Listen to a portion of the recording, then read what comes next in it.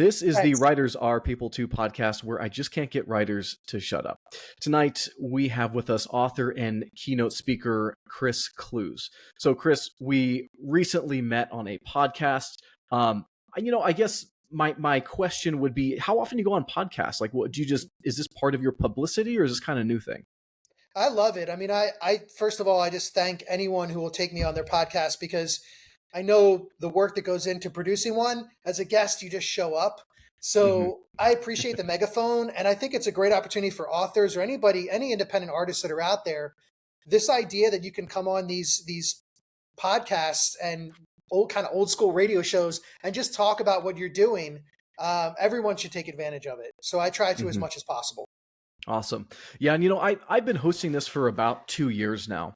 And my original goal with starting this podcast was that I wanted to build an audience for when I started publishing books. Now, it is not that at all. It has completely evolved away from that. And I think what it is more now for me is I'm trying to give authors a platform to talk about their books because a lot of people don't have that platform or the ability to publicize their books in the way that they need to get it out. So I'm happy to be a part of the network. I'm glad to have met you on the podcast. But your area of expertise, we'll call it, the title of your trilogy, the ultimate series on essential work and life lessons from 80s pop culture. So before we get into that, I have an argument that I need you to settle between me and my wife. Okay. I was born in 1989. Am I an 80s baby?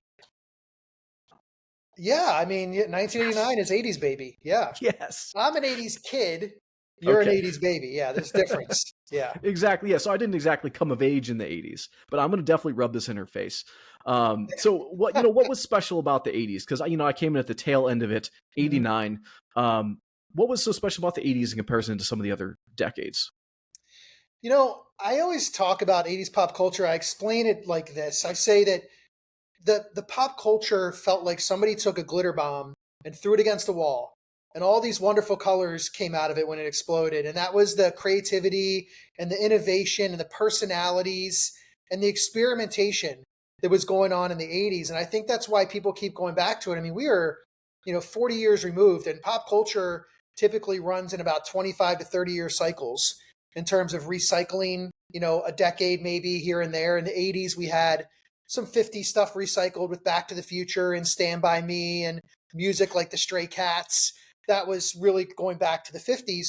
But we're still in this cycle, and it's growing and it's getting more and more popular. And I think it's because so much of what we see today in pop culture really came out of the 80s. If it wasn't invented in the 80s, it was expanded on a large scale in the 80s, whether you're looking at genres of music or movies.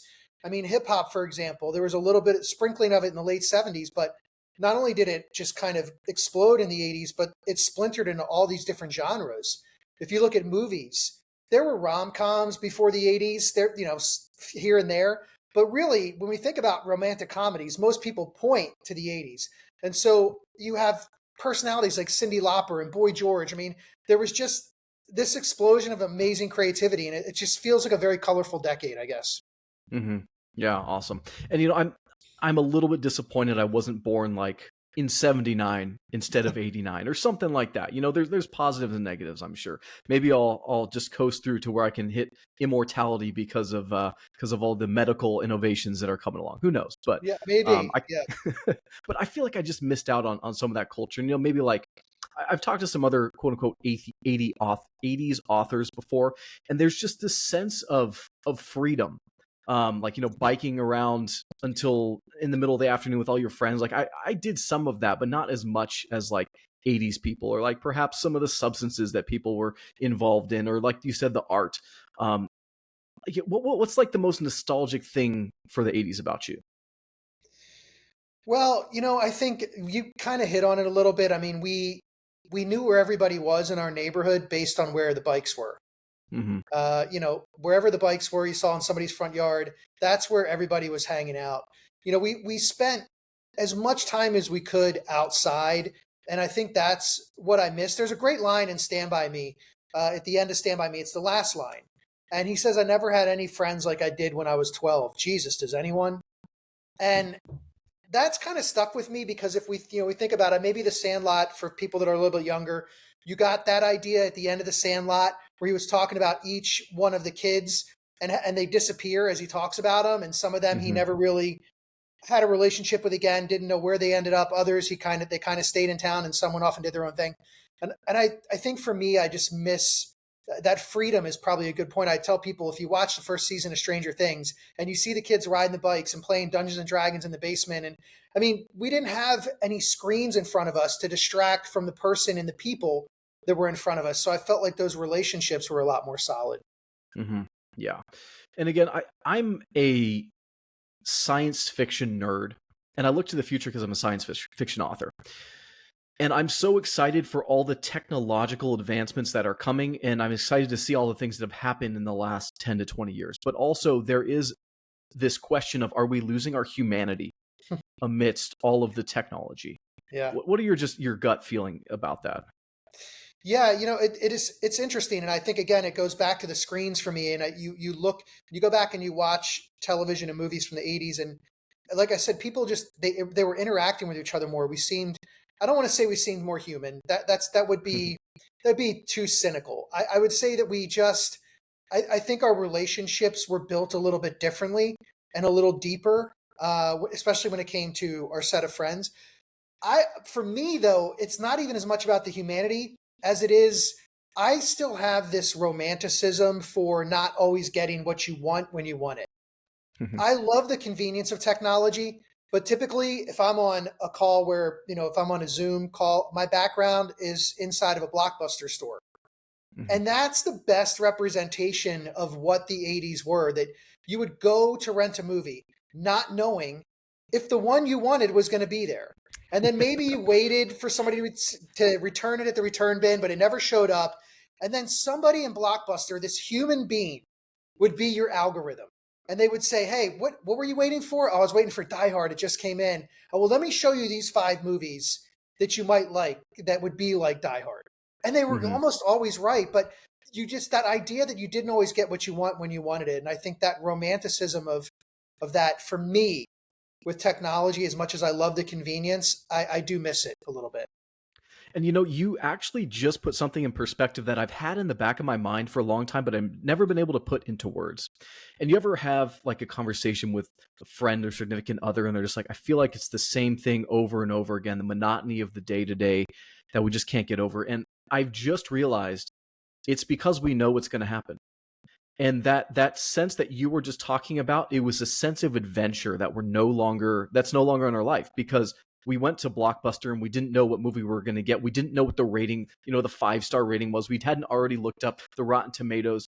And so I think now that we've talked about it, that's what the '80s had was, I mean, looking back hypothetically, if I lived through the '80s, that's what the '80s would have had, was a sense of adventure, because you didn't know what was going to happen next. It's a great that's a perfect way to put it, a sense of adventure.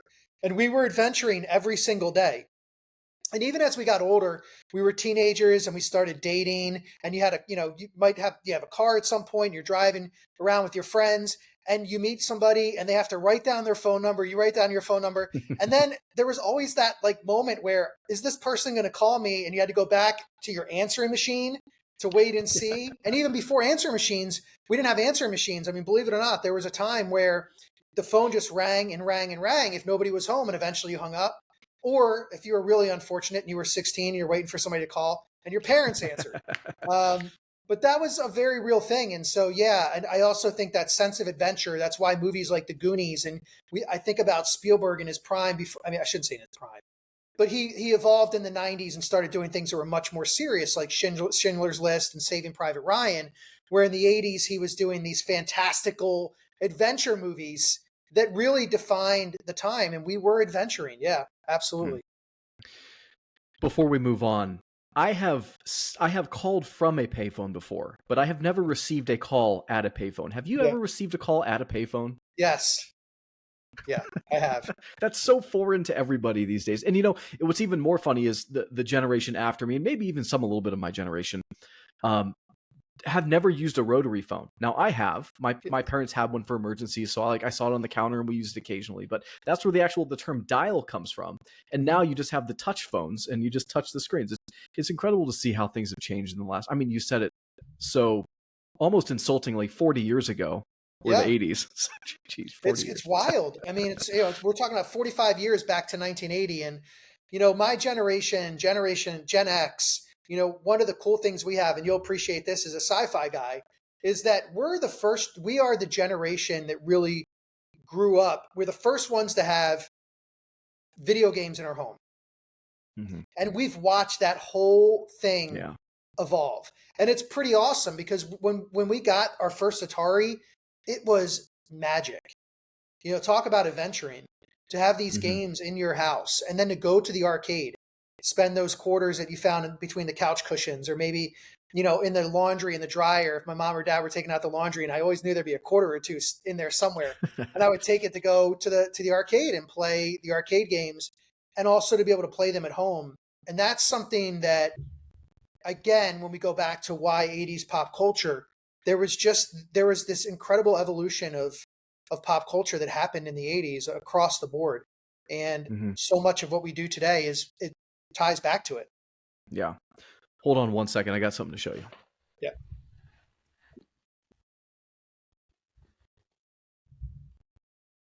So we're talking about video games and the evolution of video games. Have you ever used one of these? I have not. VR is something that is surreal. Yeah.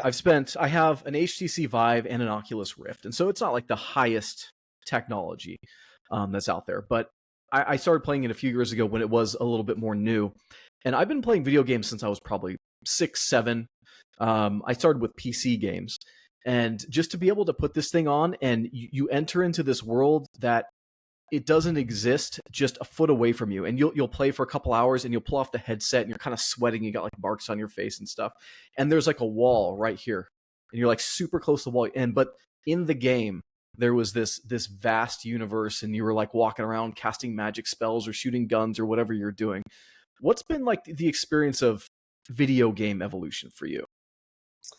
Yeah, so I mean, I've got up to, like, the PlayStations and Xboxes. I haven't done the VR yet, although I think it's super cool, and I think Recommend that it. the technology is awesome. Although I I will say that I have some reservations after watching Ready Player One about where that might be going at some point. Mm-hmm. But I have a stand up arcade game in my room back here, and it has 4,000 games on it.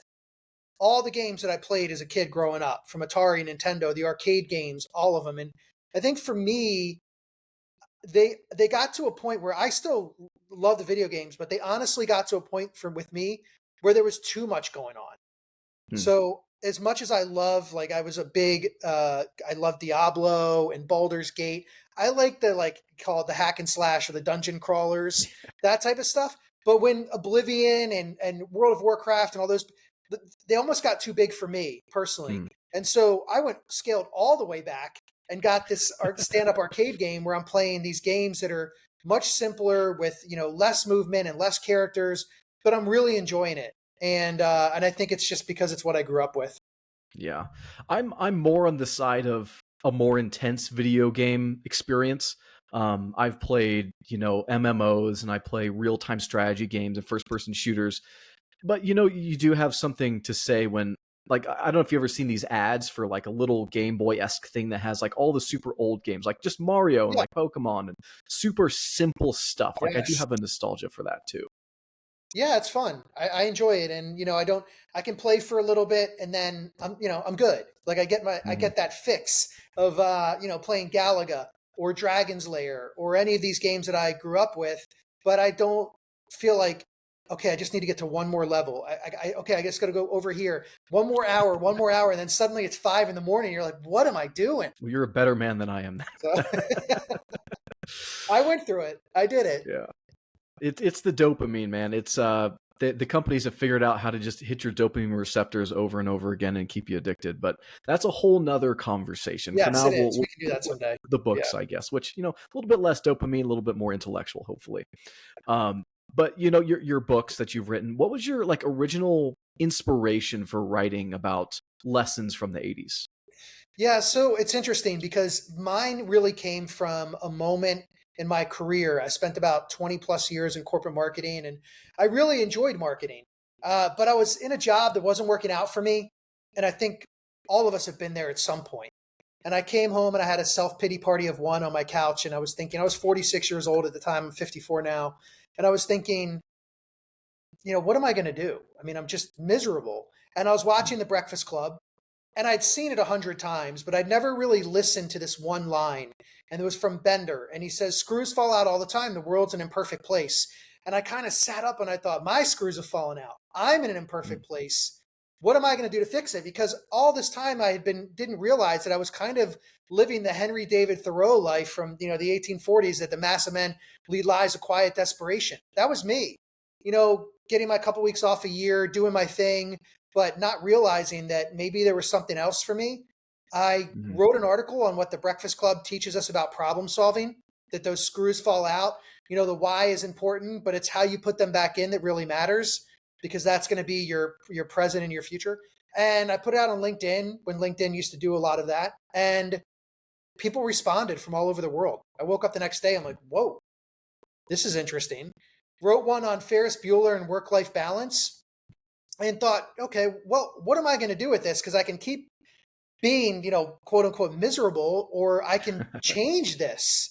And Johnny Cade in The Outsiders said, you still have a lot of time to make yourself be what you want. And I was like, yes, I do. And so I was head of marketing for a division of DHL at the time. And I was burning the candle at both ends. I was working this very, full-time job, traveling back and forth to Germany.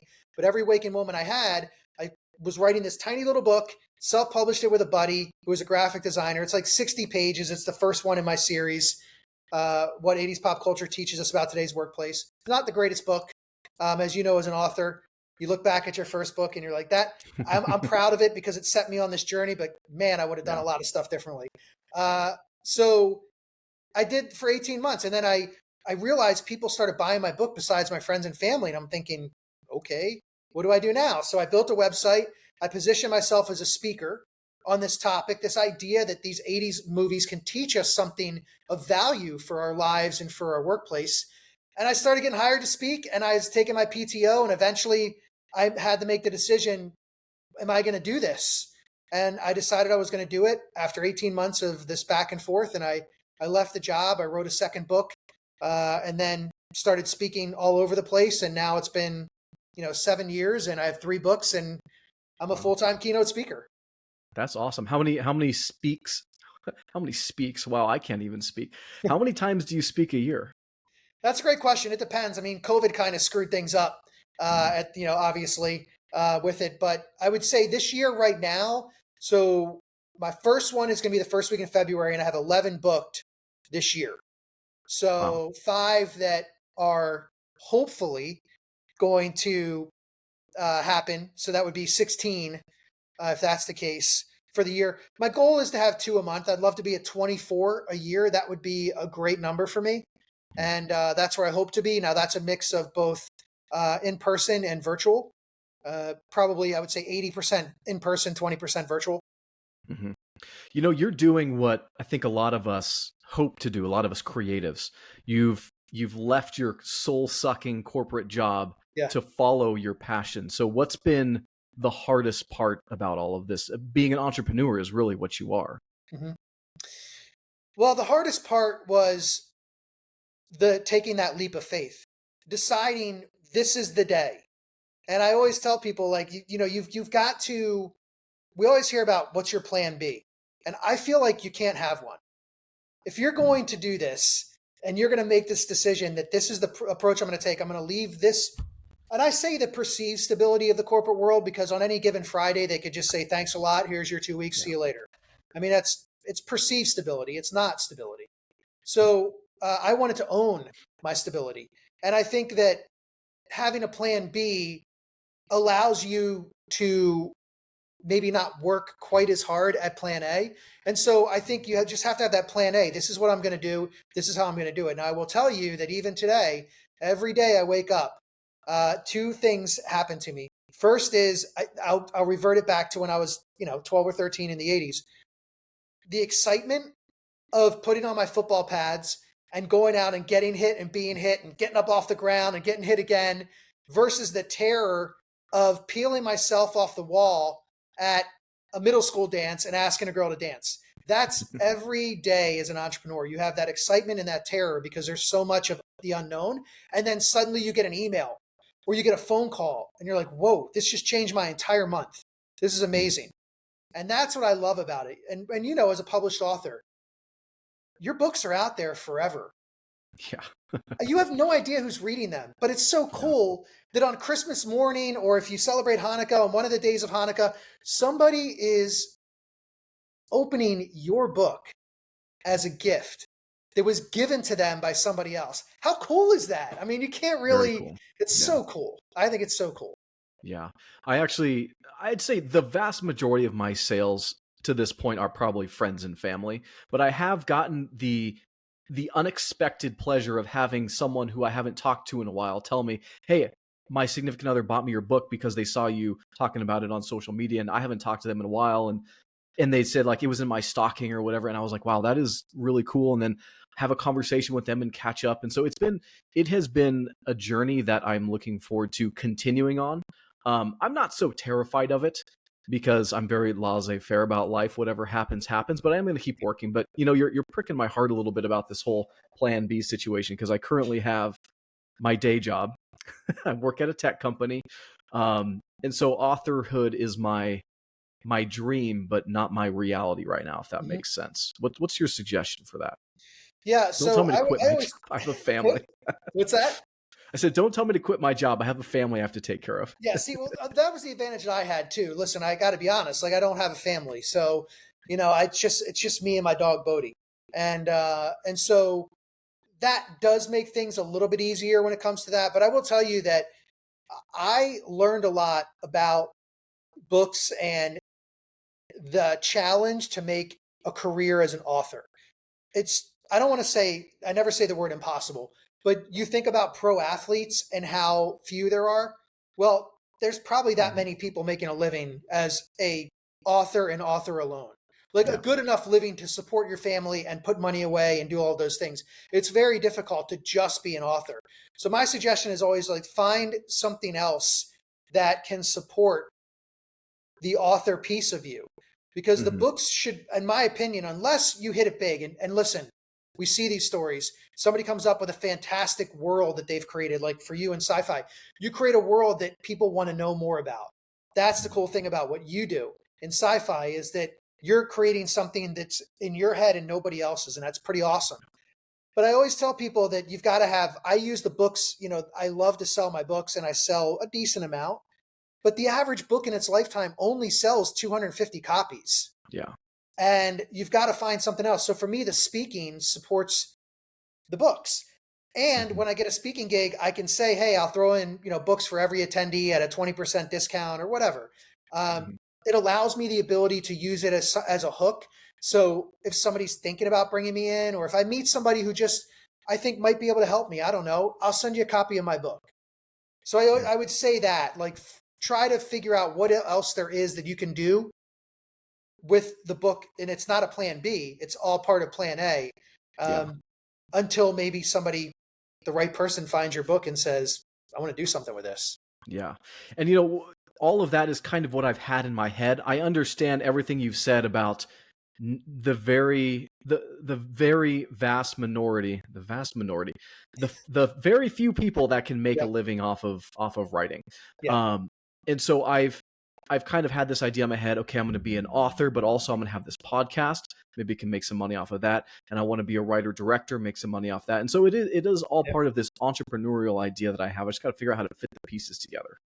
Yeah. Well, the other piece of that, I don't know if you have a Substack, but Substack is great. What is that? And so Substack is where you can actually create your own page and you write articles and you get subscribers. And then you have this place that you can write and eventually make money because you can get paid subscribers as well. You start out free, you try to get people in, and then you start to offer these monthly subscriptions to your content. Now you can always have part of it free and part of, maybe one post a month is free. The other 3 or 4 posts are only for paid people. But I have Hmm. a Substack. I just restarted it because it's a focus of mine in 2025 uh, to make some money from it. So Substack is basically like the independent press. Think of it that way. And it's not difficult to set up at all.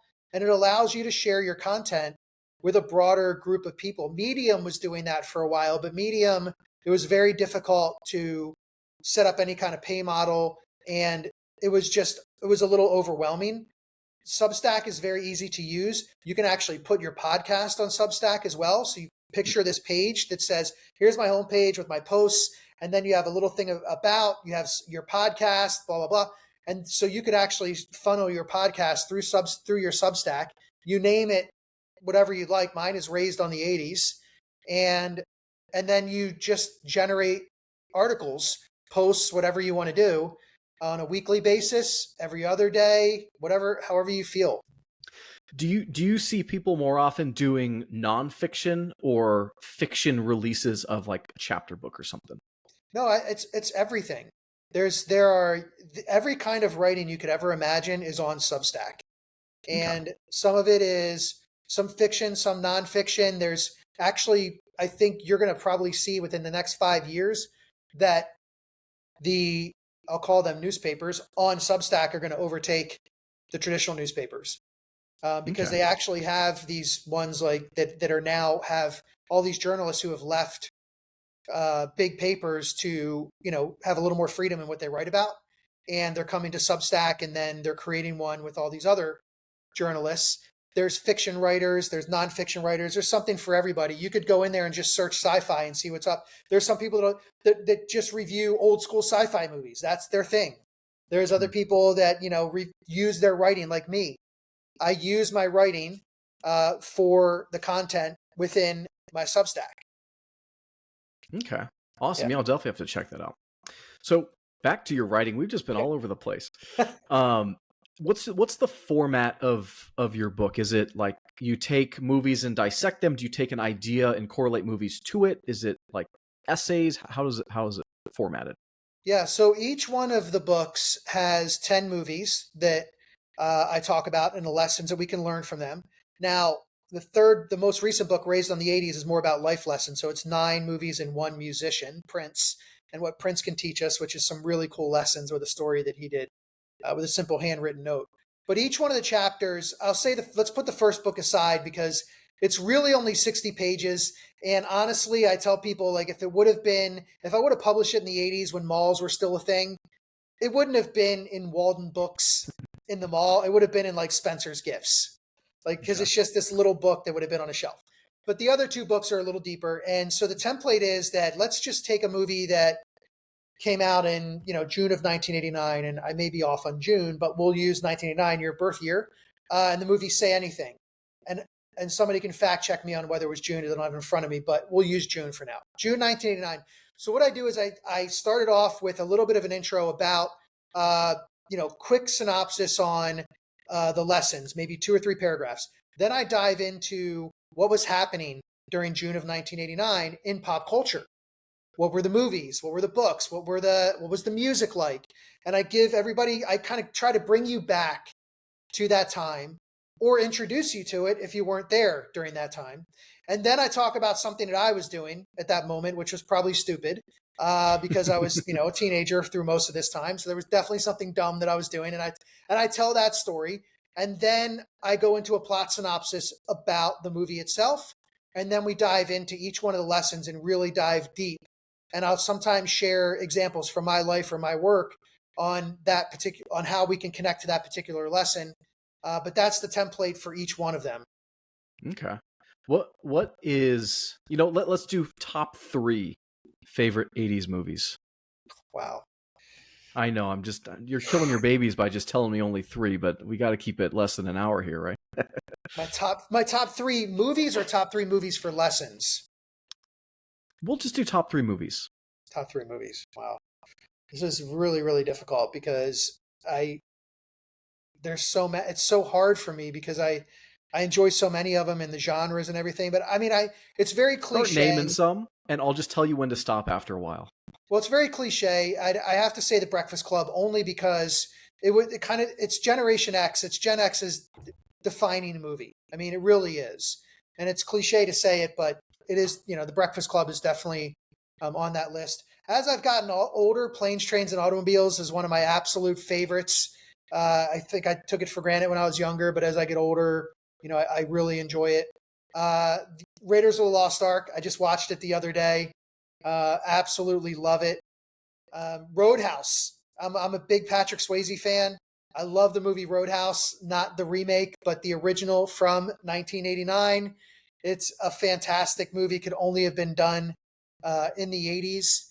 And if I went to some ones that were like kind of under the radar, maybe ones that people would miss or don't usually talk about with the 80s, there'd be movies like Vision Quest, which is a great movie about Matthew Modine as a wrestler. It's a really fantastic movie. It's got great life lessons in it. 3 O'Clock High is another one that I love, which is about a kid who's trying to get out of a fight the entire day with the bully.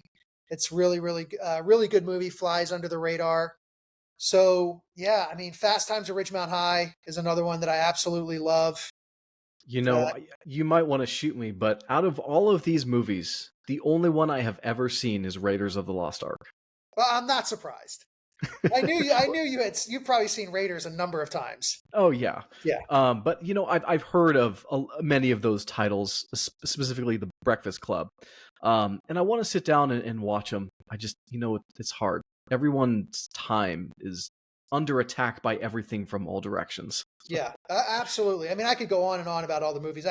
One other one that I absolutely love, and I still think to this day is the best, because I'm hopeful. I hear they're getting back to practical effects and they're going to go back to shooting on location instead of this CGI nonsense that just drives me insane, because I think there's a place for it, but when they use just all CGI, to me, it looks like a video game and I just don't like it. But a movie that used practical effects and shot on site, I'll give you two that you might really enjoy. One is Dragon Slayer. Look that one up. It came out in 82, I think. It's an awesome medieval movie about these, dragons attacking people and the knights that come to try to save it. And then the other one is Highlander.